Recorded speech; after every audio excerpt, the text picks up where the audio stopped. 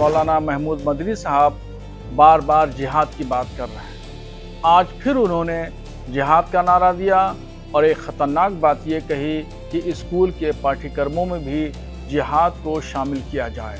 अगर स्कूल के पाठ्यक्रमों में शामिल किया जाता है तो ये बहुत ख़तरनाक कदम होगा।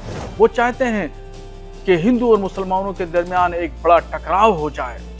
अगर ये टकराव होगा तो इसमें सरासर नुकसान मुसलमानों का है। वो नफरत की बीज बो रहे हैं। वो भारत में हिंदू और मुसलमानों को बांटना चाहते हैं। जमीयतुल उलमा के अध्यक्ष मौलाना महमूद मदनी साहब बार बार जिहाद की बात कर रहे हैं। आज फिर उन्होंने जिहाद का नारा दिया और एक ख़तरनाक बात ये कही कि स्कूल के पाठ्यक्रमों में भी जिहाद को शामिल किया जाए। अगर स्कूल के पाठ्यक्रमों में शामिल किया जाता है तो ये बहुत ख़तरनाक कदम होगा। और वो किस तरीके से जिहाद चाहते हैं, कैसा जिहाद चाहते हैं, और वो भारत के पुरअमन फिजा को, अमन शांति जैसे माहौल, खुशगवार माहौल को वो ख़राब करना चाहते हैं। वो चाहते हैं कि हिंदू और मुसलमानों के दरमियान एक बड़ा टकराव हो जाए। अगर ये टकराव होगा तो इसमें सरासर नुकसान मुसलमानों का है। वो नफरत की बीज बो रहे हैं। वो भारत में हिंदू और मुसलमानों को बांटना चाहते हैं। आला हजरत इमाम अहमद रजा फाजिल बरेलवी रहमतुल्लाहि ताला अलैह ने भारत में जिहाद को नाजायज लिखा है। अपने फतवे की किताब में वो भारत को दारुस्सलाम कहते हैं।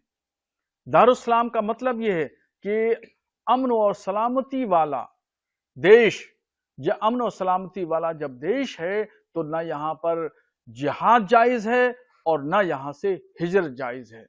इसलिए जिहाद के शराइत हैं। जिहाद के लिए ये शर्त जरूरी है कि इस्लाम के अरकान पर पाबंदी लगा दी गई हो, नमाज रोजे पे प्रतिबंध हो, मस्जिद मदरसे खानकाहों पे ताले लगा दिए गए हों, जबकि भारत में ऐसा कहीं कुछ नहीं है। आज़ादी के साथ मदरसे, मस्जिदें, खानकाहें, दरगाहें खुली हैं। लोग रोजा, नमाज, हज, ज़कात आज़ादी के साथ करते हैं। मजहबी रसूमात आज़ादी के साथ अदा करते हैं। इसलिए यहाँ पर न जिहाद जायज है और न हिजरत जायज है। मौलाना मदनी ये कह रहे हैं जो लोग जिहाद का विरोध कर रहे हैं वो गद्दार हैं। गद्दार वो खुद हैं। वो समाज को तोड़ रहे हैं। वो देश को कमजोर करने वाली बातें कर रहे हैं। भारत में मुसलमानों को उकसा रहे हैं, भड़का रहे हैं, मुश्तइल कर रहे हैं। इसलिए वो गद्दार खुद हैं। विरोध करने वाले गद्दार नहीं हैं। वो खुद गद्दारी का काम कर रहे हैं। मौलाना मदनी को होश के नाखून लेना चाहिए और इस तरह की मुश्तइल करने वाली बातें, भड़काने वाली बातें नहीं करना चाहिए। क्या कहीं ना कहीं मौलाना किसी से प्रेरित लगते हैं जो इस तरह के बयान बनते हैं? मौलाना महमूद मदनी के दो चेहरे हैं।